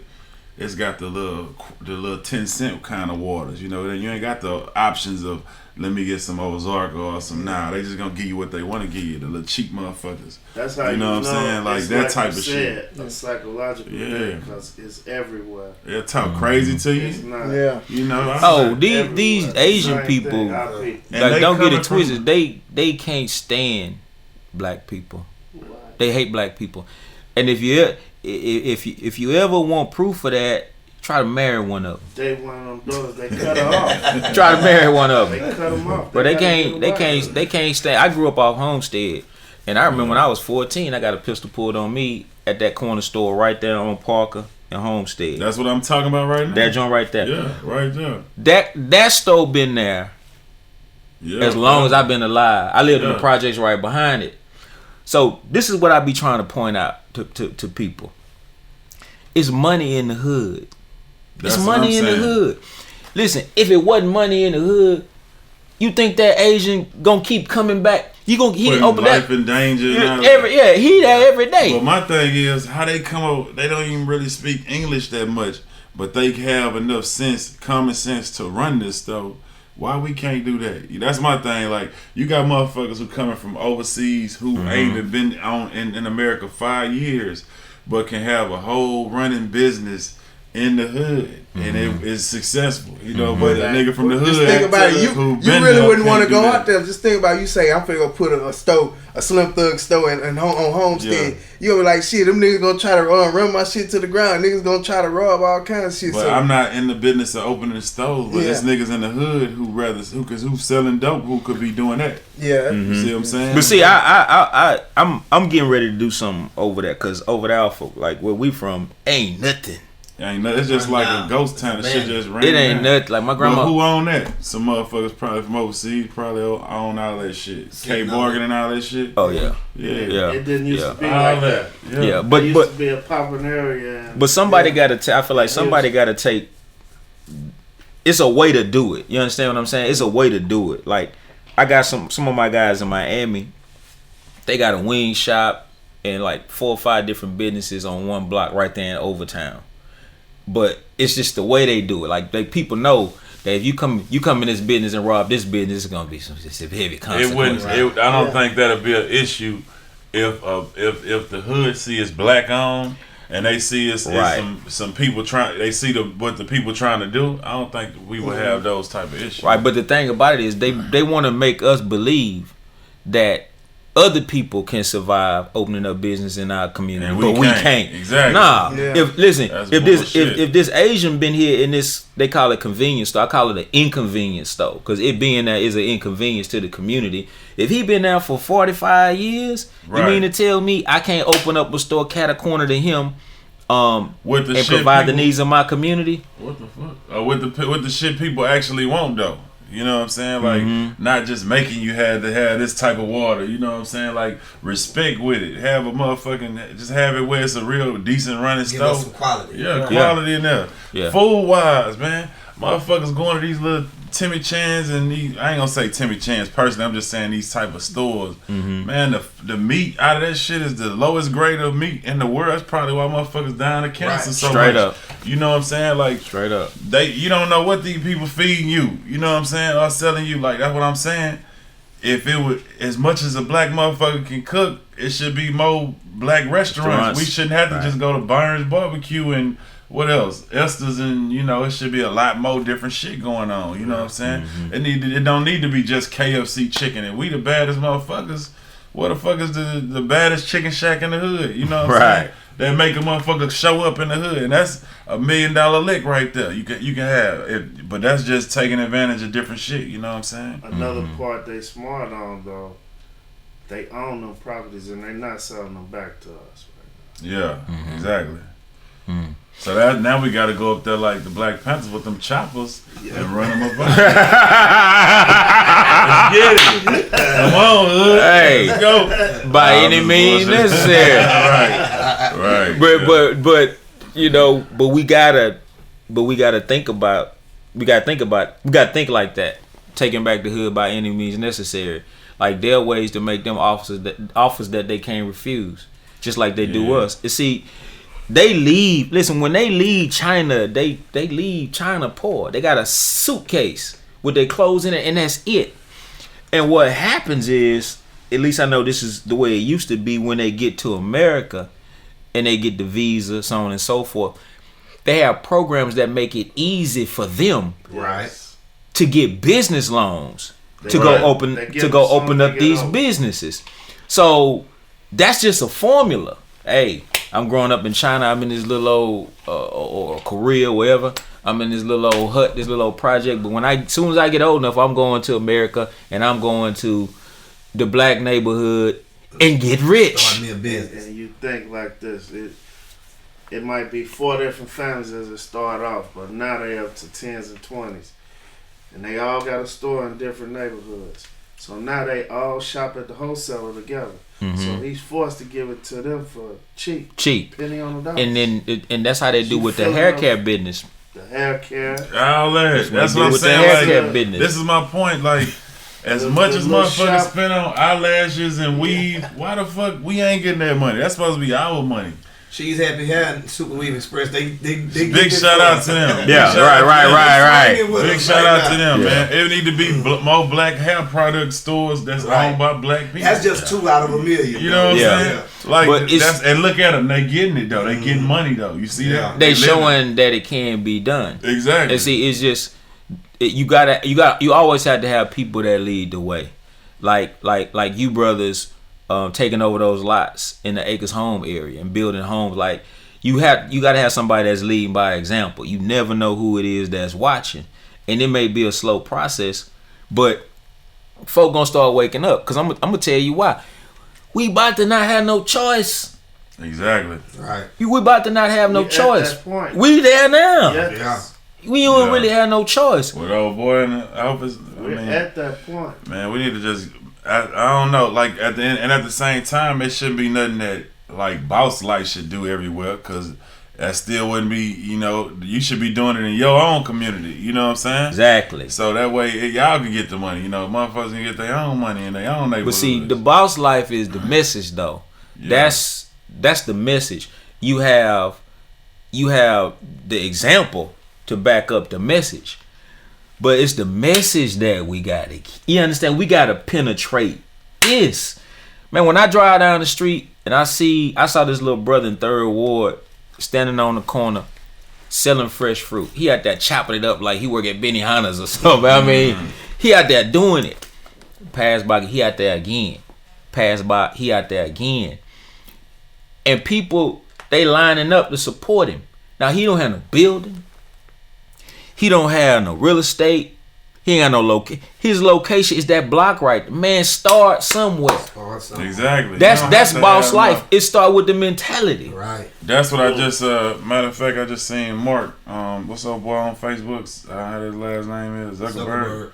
Mm-hmm. Yeah, I seen some. I'm finna watch the whole interview. I just seen a little small clip. And that's exactly what he said. He say, man, if you think I had this shit figured out, you tripping. He say, man, I didn't know how to do none of this shit. I just learned as I went. The key to success is getting started. You know what I'm saying? When you get started, that's when you gonna figure everything out as you go. You know what I'm saying? And that's what he was basically saying. I gotta watch the whole interview, but don't that's hold just yourself back. So many motherfuckers don't do shit because they feel they unqualified. Right. Really, it's just about learning from experience. It's and motherfuckers who go to school 100 years don't got shit on the motherfucker who actually worked in that business. You know what I'm saying? Right. It be a lot of people just scared to take that chance too. I know a lot of good cooks and they be like, man, I need to get my money. I need to open a restaurant. I need to get this. You need to start out. You need to start selling plates out the house. Just make you prepay on PayPal and you meet them at the crib. Exactly. You know what I'm saying? That's getting it in. Now he deliver. Yeah. That's why I be like, sent him to the Woodlands. He took some food way to the Woodlands. He'll cater. He'll do damn. He'll do whatever, nigga. And that's all off of Instagram. That's boss life. He started just on Instagram. Exactly. I'm gonna be here tomorrow from 2 to 4 with 100 bowls of gumbo. You better prepay right now. And then he was that's boss life. That's it. That's hustling, man. And that's why I fuck with him. Don't do your people. I was sitting there talking to him when I sent him to go do this catering in the Woodlands. He told me he did a whole wedding and the people charged it back after the wedding. He said the only thing that saved him, he had pictures from the wedding when he was setting up the food. With the creative. Damn, they tried to fuck over black people. Yeah, the black people, they didn't want. They canceled the order on PayPal. Like, don't pay. But PayPal had to take care of it because he had. Because he had the proof. Wow, he had the proof that it's he crazy. was there at the wedding. But you gonna run into that though. Yeah. That's why people been saying they ain't even want to do podcast. I mean, PayPal no more. Yeah, they do that though. Even on like the website with online stores, they'll buy some shit and then they'll cancel that shit. He said that's what they did. You gotta have. I just got done like that. You gotta have all your shit in order. Like we get a copy of the driver license sometime. You know, we got proof. Like, hey, you got this player. You that's paid. What he said. We're gonna fight you for that. The proof got him paid. Proof get you paid. Damn, that's crazy. Man, I'm glad that worked out for him. Yeah. But you know but at the same time, and you gotta have. You gotta start where you at, man, and do whatever you're doing right now, and just get the product is the most important thing. If you got a good product, motherfuckers will pay PayPal for your shit. Motherfuckers will come to you wherever you at for it. You know what I'm saying? You don't have to have a restaurant that's nice. You can have your shit anywhere if the product is good. You know what I'm saying? And that's just how that go. And see, that right there make go back to what Sam said. That make you not trust your people. You do a whole wedding. It's gonna be fuck shit. It's gonna be fuck shit in anything you do. It's fuck shit all around the world, you know. But that comes with being a boss, and then you gotta understand that you can't use street rules in business. You know what I'm saying? You can't fight a motherfucker if they try to fuck over you. You know what I'm saying? You can't do certain shit that you would do in the streets. Right. You know what I'm saying? You got to treat it like a business or your business will be over. You got to understand that your income, your daily income is worth more than one motherfucker fucking over you and getting away with it. You know what I'm saying? And that's just what it is. You got to understand value. A paid lesson for him. Now he know next time he need to get a deposit before he even start. That's going to cover what he spend and a little bit of his profit. Then his back end when he get there, if they cancel on him, he ain't lose. So the next time he know. And then quality. And then like a lot of times you go to fucking Chick-fil-A. I mean, even Chick-fil-A sometimes. Like, is the quality at Jack in the Box in the hood ain't gonna be the same as the motherfucking the white folks neighborhood, you know? That's just what it is. A lot of motherfuckers don't care, you know what I'm saying? that's because probably they working for Jack in the Box and don't give a fuck about Jack in the Box. But if this is your brand, this is your name, this is your product, that shit gotta be 100 every time it's done. Right. Or you can fuck your whole life, your whole business out by having a bad week. You know what I'm saying? It's important that you Trying to shortchange somebody. Trying to fuck over somebody, not caring. Bad service. Bad service, not being like fuck it. Being on some fucking shit. Being on some fucking shit can lead to a bad review that'll fuck your whole business up. Yeah. And even if you work for somebody like that, don't be just like fuck it, take care of them people business, run it like you run your own. Exactly. Yeah, I'm at the point where I feel like black people, we got to develop a gang mentality when it comes to economics. Like, we have to think like a gang. Like, sometimes you can go into a black business and you might not get the best service. But you can't walk out of there and say, that's why I don't patronize my own people because I don't trust it. Right. No. See, white people don't go into white businesses and get bad service and walk out and say, I ain't never going to another white business again. Right. Exactly. You understand what I'm saying? We the only ones that take on that mentality. You gonna have bad experiences. I'm gonna tell you. That's part of life. That's just part of life. But I'm gonna tell you, ain't no black person gonna steal from you more than white people. Right. Ain't no black person gonna steal from you more than white people. Like when you sleep, you go to sleep tonight, the bank gonna be trying to figure out some kind of fee to subtract from your account while you sleeping. Finessing you. They might steal a different way. Finessing you with a smile. Exactly. So my thing is, we got to be patriotic about it. Like every time I see somebody black selling something, if it's good, if it's deep, yeah, man, let me get one of them. If they out there hustling, right? Like I saw this. Somebody sent me this quote that said, "If you see a young boy selling water in the shade, selling water in the hot sun, buy it, whether you thirsty or not, because he could be selling dope in the shade." Mm-hmm. Right. Yeah. Right. Strong. The message is you see somebody out work. You see somebody out there doing something positive, man. Here, because that encourage them. Yeah. I'd rather somebody sitting on the at the stoplight selling water than with a sign saying need food. Exactly. At least he working for something. He trying. You know exactly. If he washing windows, whatever. He made a job for himself. He made a job. You never know. That might be his first day on the job. You know what I'm saying? That's his start to whatever he doing. He might be a business owner soon. He gonna remember that. But you know why some people don't wanna start at the bottom?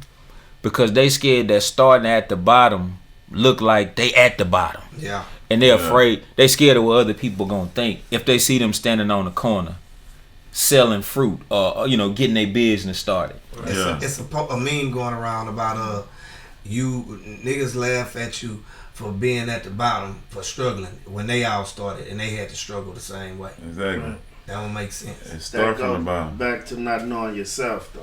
Exactly. And having that tunnel vision and having that laser focus. Another thing on that is like with Jay-Z, I support Jay-Z to the fullest. I'm a big fan of Jay-Z because the inspiration and and just seeing the moves of him and Beyonce, how they move and taking shit to the next level. Now I have Apple Music and I have Tidal, but I'm gonna keep Tidal just to support what he doing to make sure that you can get to that next level and open the doors for the next motherfucker who coming along, or just be successful in that world to where we ain't gotta always, we can own some shit. Let Jay-Z, we rappers, let him own that shit. That's what I want to see. I want to see motherfuckers like I just don't like the Jimmy Iovine's and the Jewish motherfuckers and not just Jewish but everybody, like all different colors or whatever, who own just shit like in the music business. We going to these motherfuckers like they know anything about the streets or anything about our music. I feel like all that is our money, same as the stores and shit. Same as the stores. You know what I'm saying? Tidal is the same shit. And Jay-Z took that shit to a whole nother level because now it ain't even about selling records. But as you sell records, your stock is going up. Your business is going up. So you know what I'm saying? You can, and then look how monkey this shit look though after you take the shit off of it and you look at a motherfucker like on Apple Music, they gonna chunk you $100 million not to try to do what Jay-Z doing. and to stay away from him, Yeah. and to make sure title don't work. They gonna Did you try see to what they demolish did? that so the next motherfucker don't do that. Same thing with Lonzo Ball. It's a lot of hate on him because if he break the cycle of everybody just taking the money from Nike, people gonna be everybody gonna follow the lead. and then it make you feel like a hoe because you see it make you feel like a hoe because it make it because they always trying to offer you a bunch of money up front, like oh I give you this 100 million, you know, to sign with us, but really what are y'all doing? Y'all hands ain't they soft. Y'all just sitting in the motherfucking building sending money. You know what I'm saying? Like y'all ain't putting no real work in this shit. You know what I'm saying? That's what I'm saying. Like they just eating, basically just chunking niggas' money. The Warriors, I seen that. They said it was worth like, I don't know if the number's exact, but something like this. It was worth 500 million at first. Steph Curry them over there. Now it's worth 2.6 billion or 4 billion or something like that. He'll take this 200 million, Steph, but really we making billions. You know what I'm saying? Like that's the type of shit I can't help. And they have us clapping for the 200 million. Like I know it's a motherfucker in the back who come down only when it's time to pick up that trophy and show his face. You know what I'm saying? Like yeah, I got these my boys. You know, it kind of looked like a slave movie to me. My boy, you know. Ain't no context in the basketball. The fuck shit on the title shit is this. Them motherfuckers the day he dropped, knowing that you had to be a subscriber of Tidal, knowing you had to do that. So the fact that he didn't fuck with them, these motherfuckers did some shit like this. How they do their regular shit, if you got Apple Music, they have a connect playlist where you can connect to any artist, whether he's on Apple Music or not. And you can put up a playlist of them motherfuckers. These dirty motherfuckers, the day that he dropped, put up a whole goddamn playlist. How I know this, I end up seeing the meme thinking it was fake. Yeah, I seen One of that. my good partners Go to the work Connect. for Tidal. Yeah. Work for Rock Nation. One of my real good friends from New Orleans, from Supreme Street named Law. That shit was real. He say, bro, you know that shit real. I had that shit took down. I say, no shit. So I called him. I say, man, you say, bro, because we ain't want to do business with them direct, they ended up fucking with them after the fact. So you can go on Apple Music now, and Jay-Z shit on Apple Music for some. They didn't conduct the business to where it's available on that now too. Not only that, you can go to Best Buy and get the hard copy, and there's 3 more songs on it. So what them dirty son of a bitches did, the point I'm making is, even if it wasn't available on there, they made it available for nothing and created a whole link under a rogue ass name for you come listen to that man album for nothing. And so it's like they bootlegged his album. They bootlegged his album. He got a million bootleg illegal download. Bootleg, because you know each one sale, 1,500 streams equals up to one sale. 1,500 streams.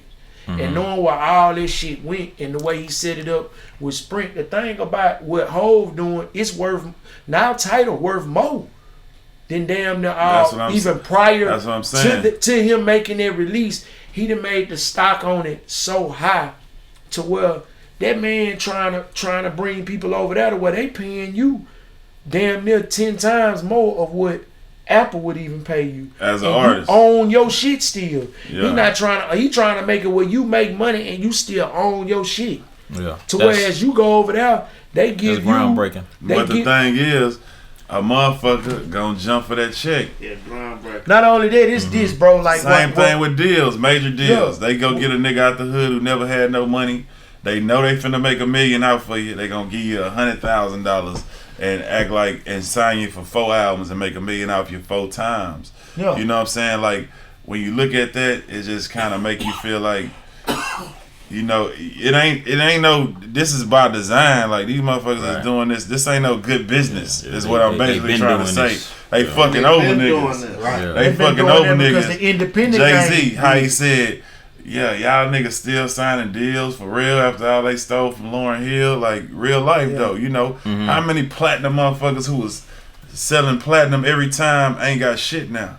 Nothing. Because they fucked off. They signed to majors who raped them. You know what I'm saying? And that's what I say. That's what I'm saying. Like basketball, if you making billions, 200 million to your main motherfucking player is not good business. But the league generated over 500 If you million Steph last Curry year. and you come to if you motherfucking came to Golden State and it was worth 500 million and y'all worth, I don't know if the number's right, I'm saying if it's worth 4 billion or 2 billion, I feel like you got to get $1 billion out of this deal if you brought that up there. That's good business right there. You know what I'm saying?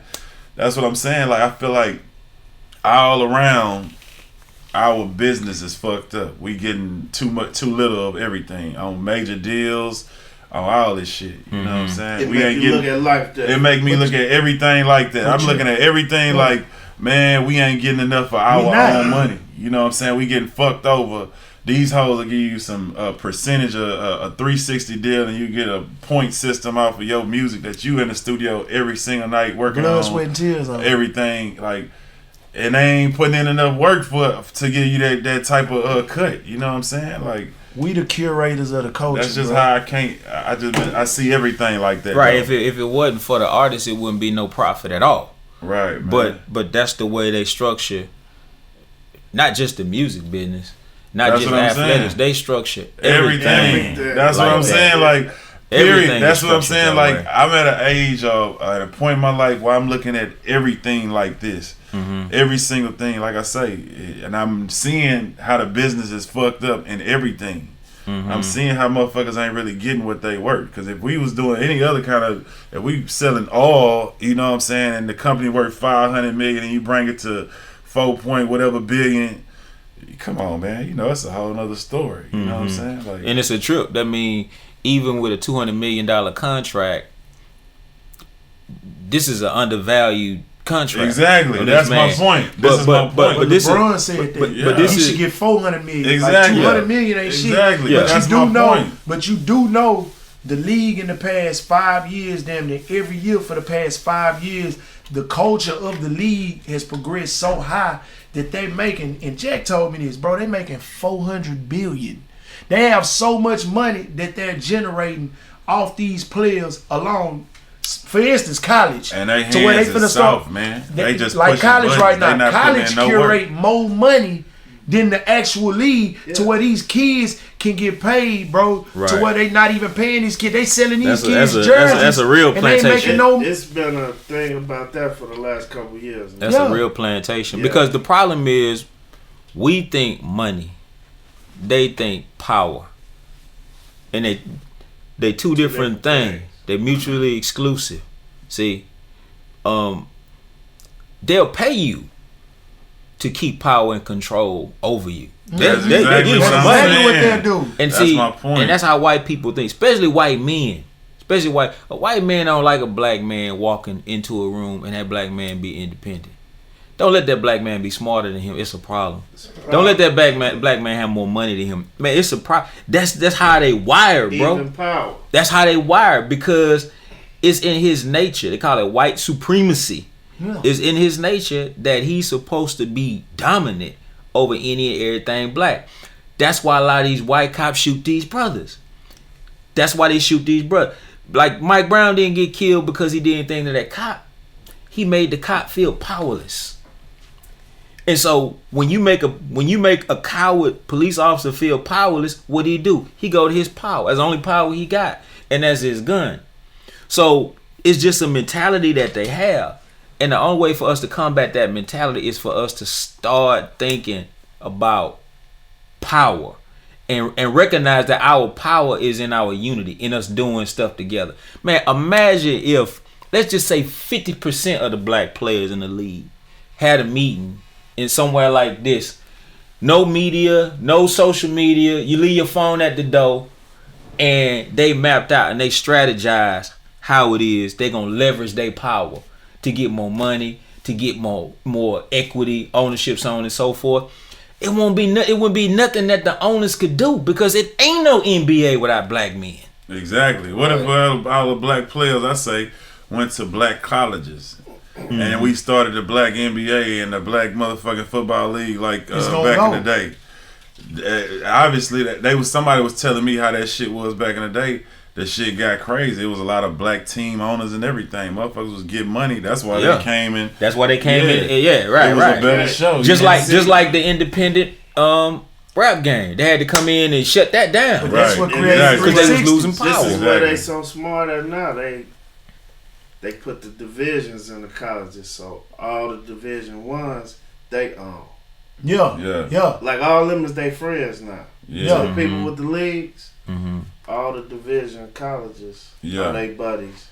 Right. It's like a system they got that they set up to keep them on top. And once again, my thing is everybody in them offices' hands is South, man. They not putting in no work. They just pushing buttons and making us like we out there doing all the shit, and then they just show up when it's time to pick up the trophy. Massive concussions. It's crazy that they doing music like that to the point where you see music now to whereas when you seen rap, it was so many different outlets within hip hop in itself.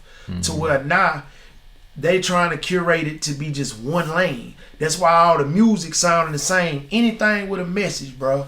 They not letting you apply that message. They keeping the same type of records. If you listen to every song on the radio, it's everybody saying the same shit. It's on different beats. Jay got to do it because he got his own.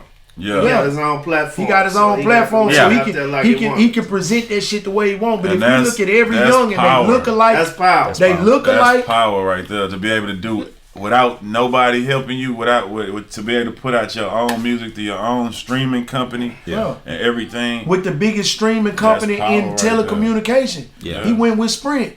Yeah, and he said what he said exactly what he wanted to say. On this album, exactly what he nobody wants. Nobody could. He ain't put out no singles like that shit was just. He ain't going there like let me do a radio song. He on there just talking real shit, man. When he started breaking down how Jewish people own so much property in America, they got offended. I said, "Oh, he doing his own thing." Yeah. He doing his own thing. When you get to that point to where you can put them on Front Street. Not that he was really just putting them on Front Street. He was just telling the truth. Exactly. When you get to that point to where you can even mention Jewish people. Michael Jackson put Jew in one of his songs, and they made him take it out. This Mike.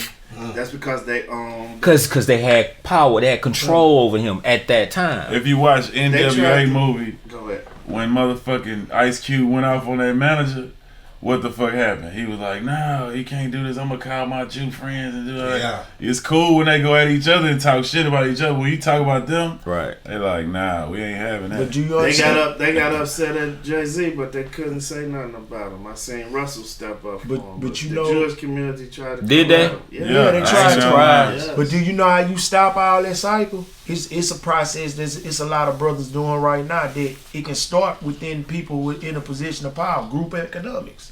Yeah, it's that easy within the community. That's what the power is. You think about that's what the actual power is to shift and transition and bring our dollars back to where it is. If you within the communities, each community within Houston, everybody just put $20 in. If everybody in that community that have a stable amount of income, that has a stable, even if you're not making nothing but $300 a week, you take $20 and say, for instance, you got a community like Acres Home, one of the biggest communities. If everybody that has a job within Acres Home put $20 in, and they saying the population of Acres Home probably 100,000 to 150,000, $20 a piece. You got enough money within everybody in that economically established group. Put $20 in. You have enough money to finance your own community for building, policing, everything. If you get brothers to start spending their dollar amount and you economically putting these groups together to establish that, you don't need them for nothing. You're not going to need their police system, their political standpoint, because if you look at government and the way we do, if a white man tell you something, a nigga will listen. But if another nigga was to hear him, or somebody that's black in a position of power like Hove, they using us against each other now. They're saying, he talking about niggas put money to there. That's a disconnect. We don't call that money over here. He really trying to get y'all, bro, this $1 billion now.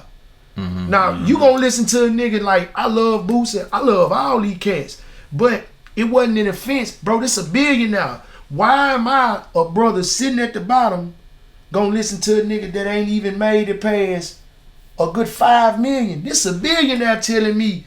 But if a white man, let Bill Gates come down and tell you that's a disconnect and want to sit all these brothers down. They I don't listen. think that'll work either. I think niggas just be on some.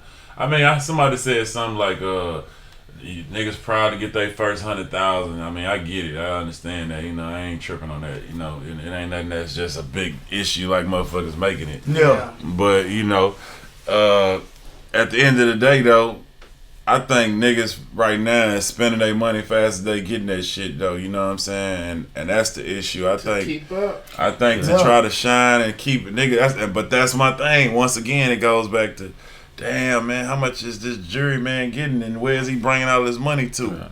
I think, you know what I'm saying. What's your kickback? You ain't getting nobody getting kickback off of that. You just, it's just straight from the show money, straight from the show to that nigga bank account. Yeah, I think what Jay-Z was saying, I don't think he was even trying to just defecate on nobody that do that. Right. He was basically saying, think bigger. Exactly. Come on, think. We don't call that money over here. We don't call that money over here. Like, come on, but he said it nicely. He did. Yeah, I don't think it was no diss. It wasn't no diss. I think just saying think bigger, it's just a phase that people go through or whatever. Like, It's like big everybody on social used to media, feel like, so I he feel like I just gotta mentioned put it. together a slab, but that's just something I want to do. Yeah. So like niggas, when they get that money or whatever, nigga want to be able to put proud. the money up to the They proud ear. of Like, the money they but made. that's a phase that they going But through. that's the point. It's like, don't be a follower, be a lead. Because we talked about that earlier. Yeah. The problem is, we're in this monkey see, monkey do era, where, man, before you do something, ask yourself, why are you doing it?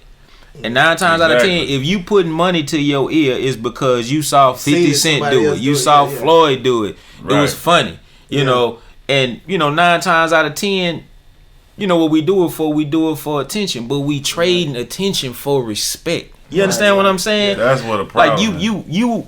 Okay, let's say, bro, Deric Muhammad go tomorrow and I put, 40,000 to my ear. I'm on Instagram. Okay, now the next day I walk into a business meeting with my suit. We in a conference room and I'm trying to do a $500,000 deal.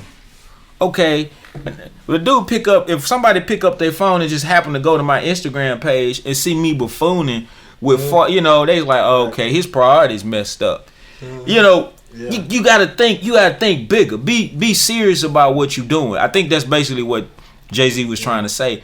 But to be honest with you, this album was just so powerful.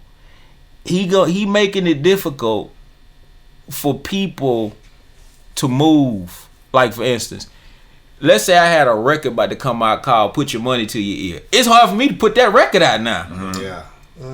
It's hard for me to put that record out now. I think on a cool, from what I see, I mean, I don't know for sure, but I'm just guessing. I think that it's another disconnect. Because right now, all the niggas who put their money to the ear, they gonna try to act like, nah, I'm still putting my money to the ear. I don't give a fuck That's what what that they nigga doing. said. Yeah, Exactly. That's what they doing. It's gonna be another. It's gonna be another division and another. Hey man, that nigga old. Fuck that old nigga. Yeah, That's what it Instead is. of understanding like the nigga trying to give you some game or just. Like, I don't know, like if he was trying to diss him or whatever, or what he was trying to do. That's that ego. Exactly. Which is a big problem, a big barrier for us when it comes to group economics, group education, group anything we try to do as a collective, which really is our only out. Our only out is through unity. That's why it's called divide and conquer. Divide and conquer. The key to them conquering us is to keep us divided. So what's the reverse of that? That's unite and be free.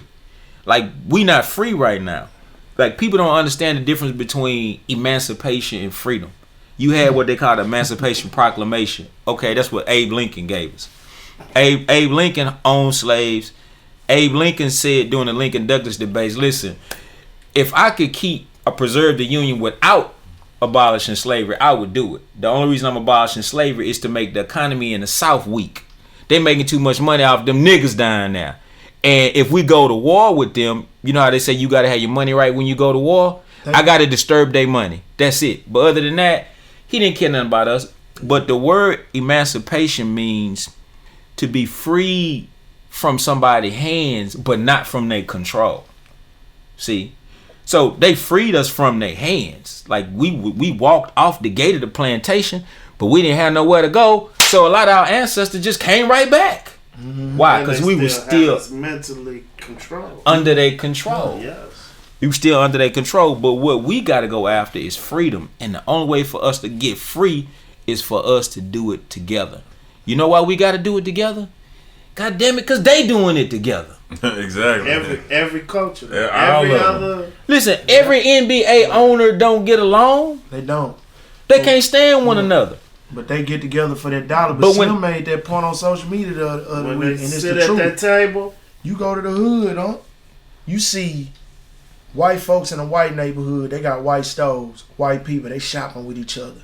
You got Asian peoples in Chinatown spending with their money.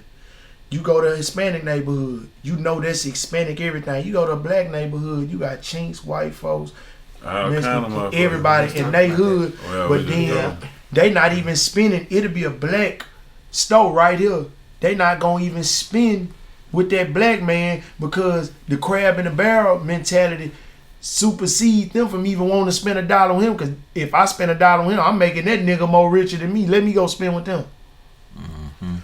But you know what though? As grave as our condition is, and y'all correct me if I'm wrong, a lot of people are starting to wake up. Yeah. Man. Yeah. A lot of people. It's almost like it's becoming. you can see it. It's becoming trendy. Like we getting there. We didn't get in this condition overnight, so we're not gonna be free from this condition overnight. And everybody ain't got the common sense to do what we saying need to be done.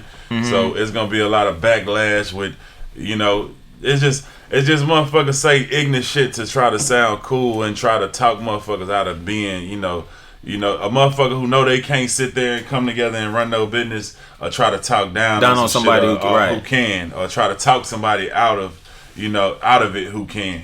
Right. And it make it sound like a joke or something. Nigga, and that's dumb shit. But understanding beats everything though, because until we get everybody to understand the root of what's happening, they gonna also wise up while everybody waking up. So they gonna offer a little more money where you still be controlled. Yeah. Right. Exactly. Exactly. You really gotta That's wake what up. That's what we seeing. Yes. That's what like what that youngster did. Lonzo Ball and his father. Yeah. Let me tell you something. They got him. That got him shook. Did you not see That what he got him said? shook. That got him That's shook. why all that media came out of. That got him That's shook. what I was saying. Like it's It's crazy summer because it's like camp. it was so much bad shit. Decent. It was so much bad shit came out after he said he doing his own shit. It was so much bad press behind it. Right. And I just don't feel like Even that some was. of our people. Yeah, that's what I'm Yeah. saying. I don't feel And- like that was just happening by just cause. I That's think by it was design. designed. I think motherfuckers Yeah. really trying to make it like trying to talk, like I say, talk them out of it. And say, nah, you can't do this. What he did is he like what they call it, player sucker, the catch. He beat them at their own game. He came out loud. He came out funny. He made a spectacle of himself. Yeah. And he made himself not to appear as intelligent as he really was. So when he said, "I'm gonna ask Nike for $1 billion," everybody laughed. But I'm gonna tell you something. When he dropped that shoe, it got real when he dropped that shoe. Because if this man's son is coming out of college and he bypassing Adidas, he bypassing, I don't need you. Once again, You going into the be a NBA problem. Yeah. independent, and if that works, then they know they're gonna lose power and control over all of the other top tier athletes that's coming out.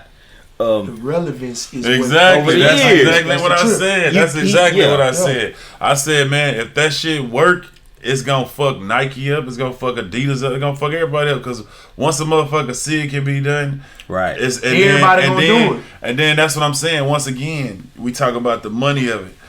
If Adidas is paying you $100 million, they finna make $1 billion. $1 billion, easy. So that's what I'm saying. If you can do it yourself and see that billion, Right. that's more. You gotta look. They was just trying to use that superior they think they have over us on him. Right. Because Nike started the same way in 1971. It was a track player.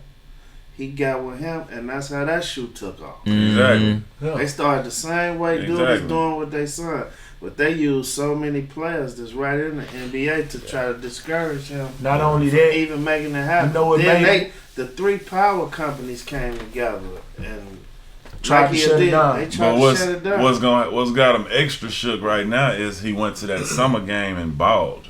Not only that, the relevance. He was balling in college. He was balling in college, but his relevance. What really made it even more surreal? The man, Stephen A. Smith said it. I said it. You said it, bruh. The man got free promotion to promote the shoe off, making you talk about it so much. Right. He put a price on it to make you talk about it.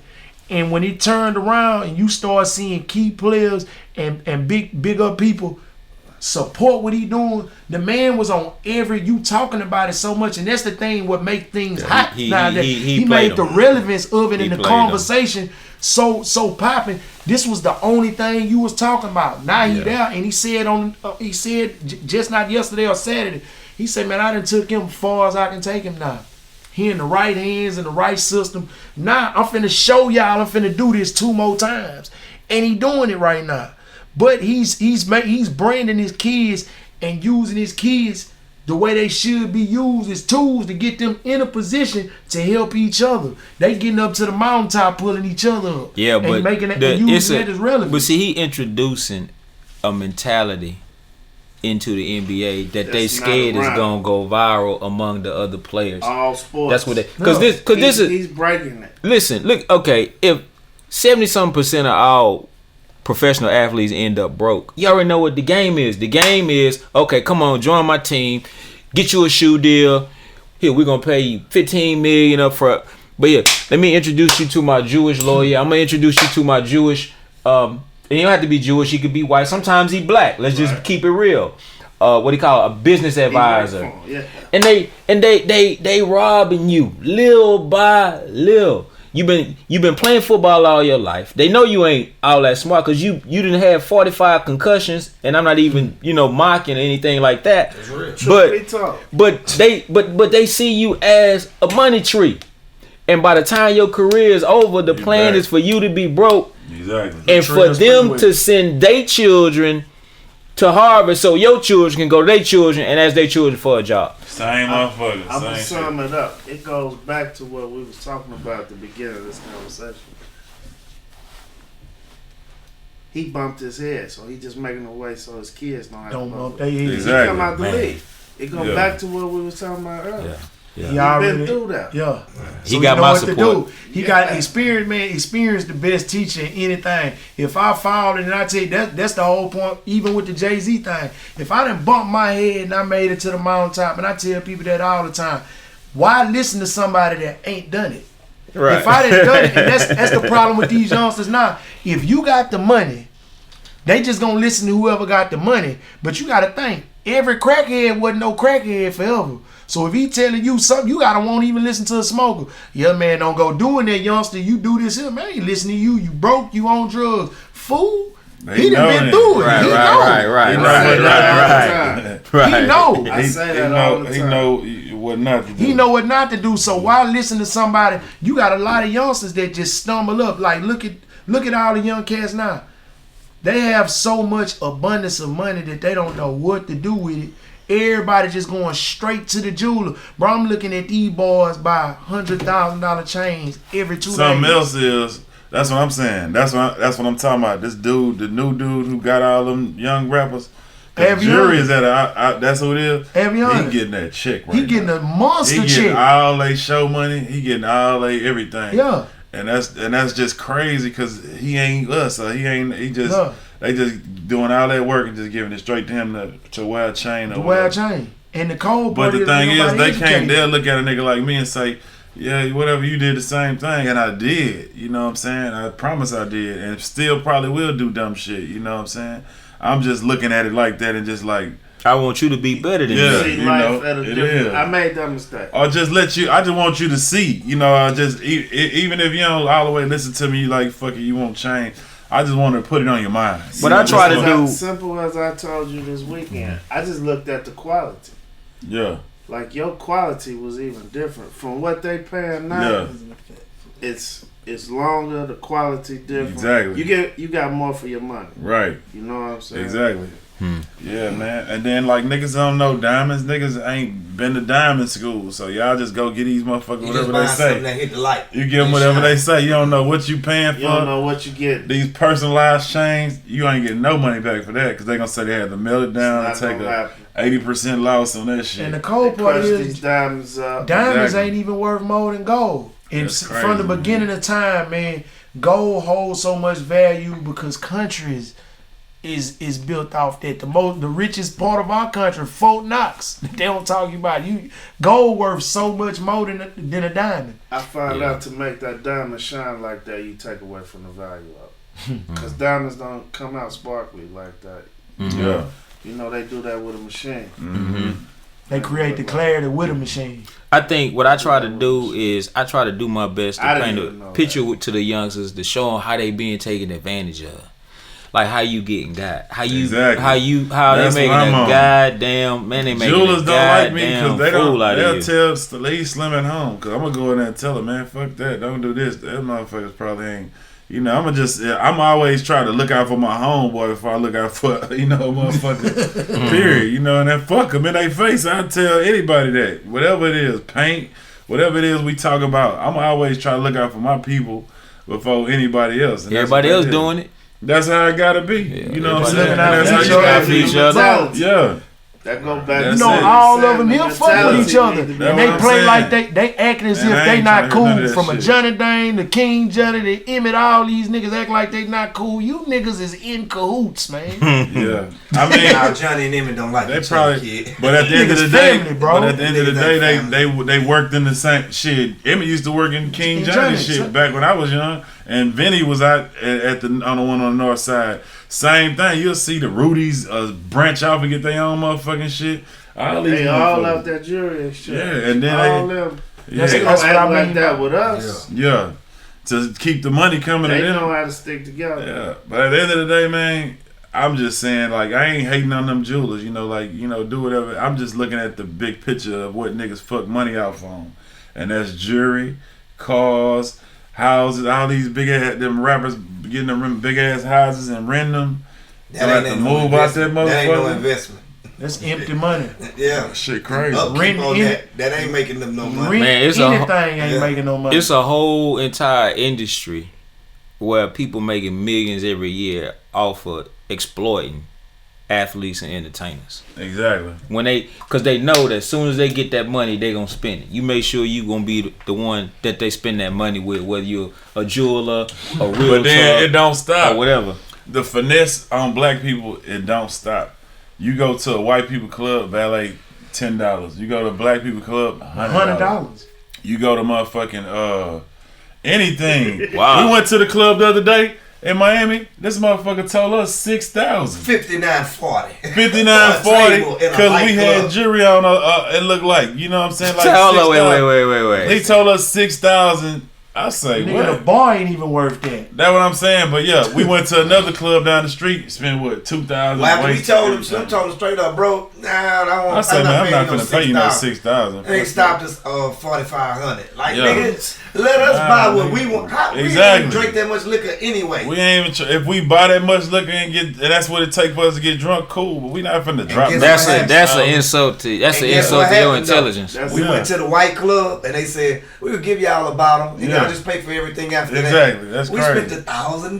That's what I'm saying. That's because that's the black club versus the white club. Yeah, and what it is like it's a certain stat. The finesse game is in the status. Fucked up. Well, nigga, if you spend this $100 and your shit parked up, yeah, nigga, I'm at the front for the $100. You just got fucked in finesse. Same club. You can go to same club that has a white night and a black night. The black night, the motherfucking shit gonna be higher, fool. The valet will be higher. Trust me, I'm telling you. Nigga told me $3,000 for the same club, same fucking club, same valet man and everything, bro. $3,000 for a black night is gonna be higher. Ross was down. That's just how it night. Ross wasn't there, and it was a regular night. Ask me how much this. Same thing with the door prices. Going in the club, the same thing. You gonna be taxed more at the black night than the other night. That's just what it is. I ain't been in the club in a minute. I didn't know they was doing it like that. It's like that, bro. It just go back to the points you made, like. them sit down conversations just need to be had. Yeah. I mean, we With just your gotta have our peers. own shit. Not understanding that coming together though, because if you don't get, like I say, for years they play us against each other. Exactly. So now they don't even have to play us no more because it's it's embedded. It's embedded. We against each We other. on When you walk up, autopilot. If you over here doing this, we don't want to be over here. We want to be over there. 'cause if we wanna see you show out doing, against you. we in competition. We in competition. We in competition. If you somebody doing, if you a rapper and you are from somewhere else, we in competition. You know, We in whatever it is, the streets. You don't just see you don't see no nigga with a chain on and walk up to him like, "What's up?" You know, with a respect, like, "What's up?" It's mean mugs and you know, it's like, I don't know you nigga, like that type of shit. It's an instant, you know, distance. Like niggas automatically looking like, you know, on the defense versus, you know, like, "What's up with it, man?" You know, much love, you know, all that it's fucked up. But then you can look at that same person, look at other race and, you know, and be cool with them. It's just fucked up how niggas look at each other as enemies. Yeah. A bad mentality. Yeah. Yeah. Yeah. We're 100 minutes in on this Yeah, one. I was gonna get to, man. Yeah, we going on, but Yeah, we gonna talk about people putting money to the ear. Black China's definitely about to be putting money to the ear. We gonna switch it up a little bit. Black China can be putting the money to her ear because she is finna get a nice check out of old Robert Kardashian. She the finesse queen. She finessing them. She the first one to win on them hoes. The whole family. It's still fucked up because you got a whole baby. Is they first L? This they first It's a L. baby. We should be This the celebrating. It's a L. They baby. taking the L because she is the only motherfucker who have a Kardashian. Kim and them last- can't give Her name another Kardashian. Kardashian. Right. None of them, they girls. Rob Kardashian gave Black China another He's a Kardashian. girl. So they are they married or? They married. Wow. They was married. They was married? Yeah. They was married? Yeah. Her name is Angela Yeah, Kardashian. but they got their lawyers on it for her to not use the Kardashian last name. That shit happened earlier in the year that they got they lawyers involved to it because she was trying to do something and use that name Angela Kardashian, but they put a stop to that shit quick. And so she went on Good Morning America this morning and saying he don't respect he do all of this, put the pictures out, and she felt so degraded. But She the put thing on a hell of a was, show. bitch, but the cold part is, bitch, for the past 10 years, you've been all over every social media outlet butt naked. So let her win. I ain't never seen Let her. her win. Let's take this Yeah. W and keep on. I ain't gonna lie, I'm pushing. down with the play simply because, bro, he's a sucker. Yeah, and she You finessed knew him. what it was. Y'all whole family knew it, and then they say the sisters ain't want to Nah, make you. that They tried to the warn. whole shit went down like this. She was in Miami. Well, we used to always see her in the club, you know, where she worked at. Then Tiger fell in love and simped up, and she was breaking him. You know Yeah. what I'm saying? He tried to slip away after him and her and Kim was cool and shit. And he Yeah. brought him around the family.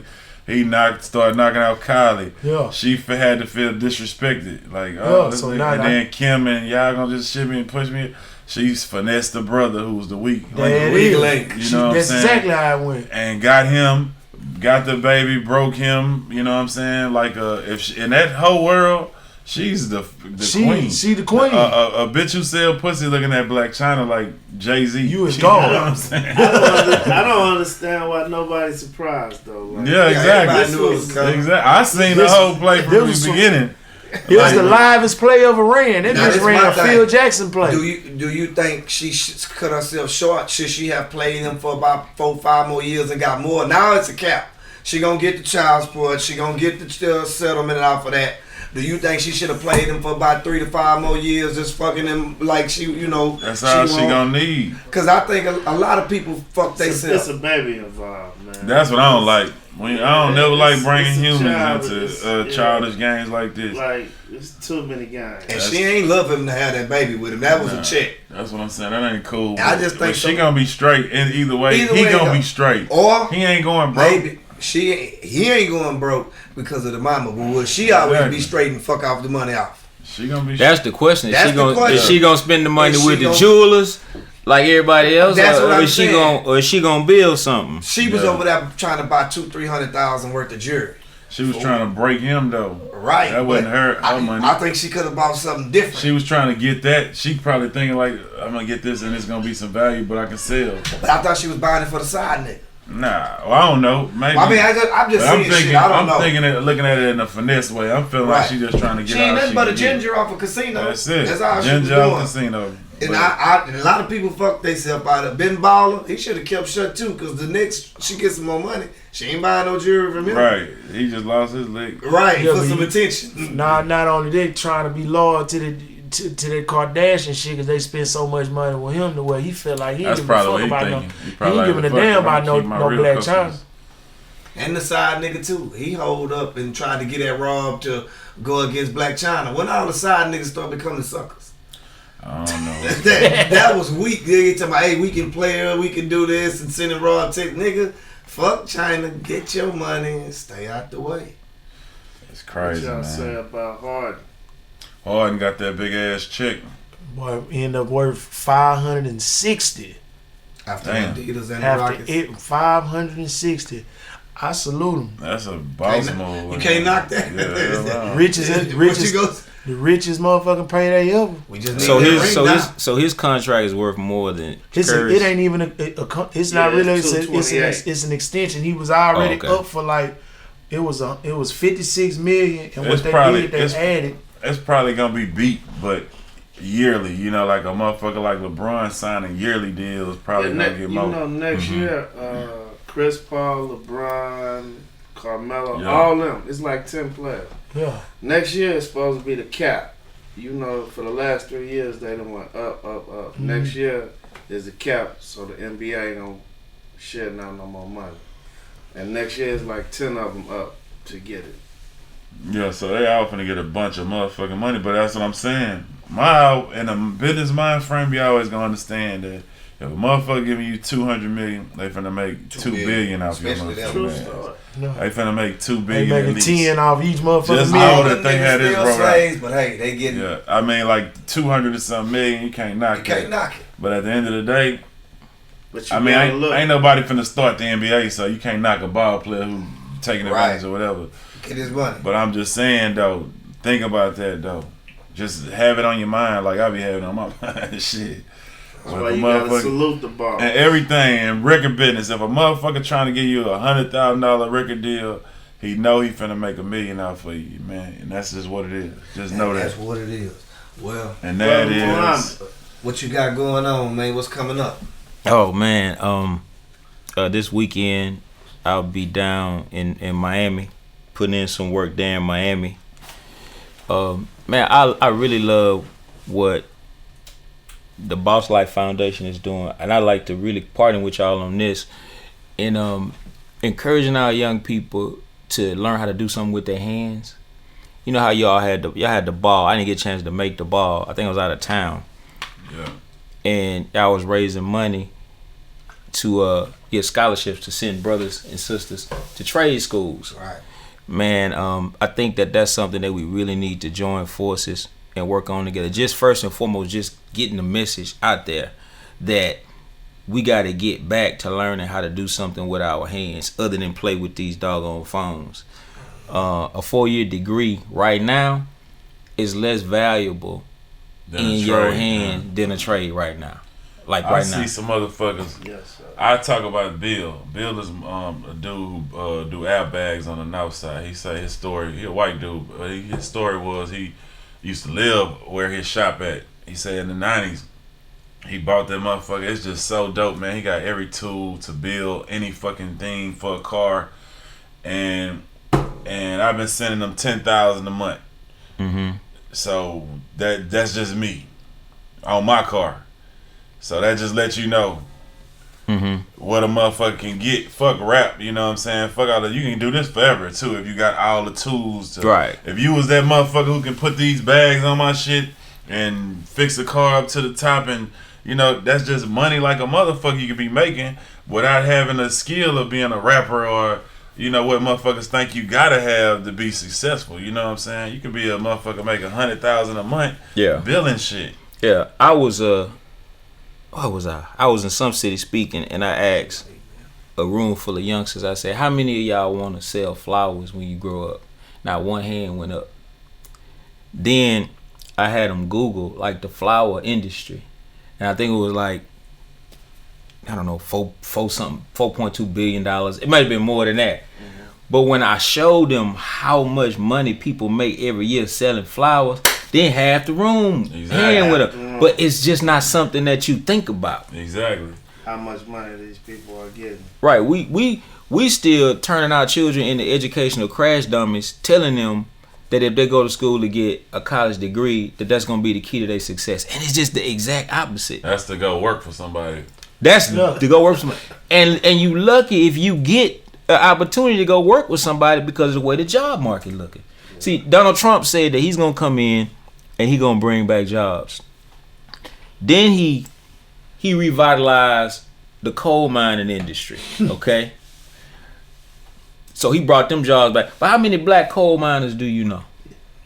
Watch this here. How many coal mines is even still in existence? You know what I'm saying? But the point I'm making is, I don't know no black coal miners. So when he say he bringing jobs back to America, he ain't talking about bringing them back for you. And you got to know it's a purpose behind him bringing coal mining back. Come on, man. Yeah. Yeah, he's setting the chessboard. He's setting the chessboard. So we got to do a better job at educating our youngsters to think outside the box. And I sent you that link of how the Attorney General Jeff Sessions, he just brought back the mandatory minimum. Mandatory minimum brought it back. Everything Obama said place, he brought it back. He did it with the stroke of a pen. He brought it back. Everything Eric Holden set up in 2014, he killed it. He killed everything. Right. It only lasts 2 years. Right. So if you out there thinking that you got any kind of future ahead of you selling dope, I'm talking about any amount of dope. It's a wrap. It's done. I mean, it's done. The dope game is over. That's the most backwards hustle known to man right now. They giving out what we call football numbers again. So, we can't fall for the trap. Can't fall for the trap. That's the only thing niggas sticking together on is telling on each other. It's the only time. And they telling too. It goes back to that whole same mentality we were talking about the business. Like, that's why that's happening. Yes, sir. Yes, sir. We don't trust each other. It's all one. It's psychology. It's more than. Yes, sir. So other than that, bro, just out here trying to educate the people, trying to unite the people, trying to get us to, instead of just trying to be so quick to move out the hood, figure out a way to buy up the hood, and make the hood a decent place to live. I was born in the '70s, so I saw. I was alive before the crack epidemic, and I saw our community go down just like this. It happened slowly, but it happened right in front of my eyes. But what I don't understand is it go back to priorities and what we place value in and what we don't place value in. You look at Fourth Ward and Third Ward right now, we're complaining about gentrification because white developers are coming in, they buying up our great grandmother's lots and they putting 3-story townhomes on them, cashing out. But that vacant lot was there before they came. It was there. It's been there for decades. It was there. But check this out. The problem is we didn't see no think about this. We didn't see no value in it until they saw value in it. Yep.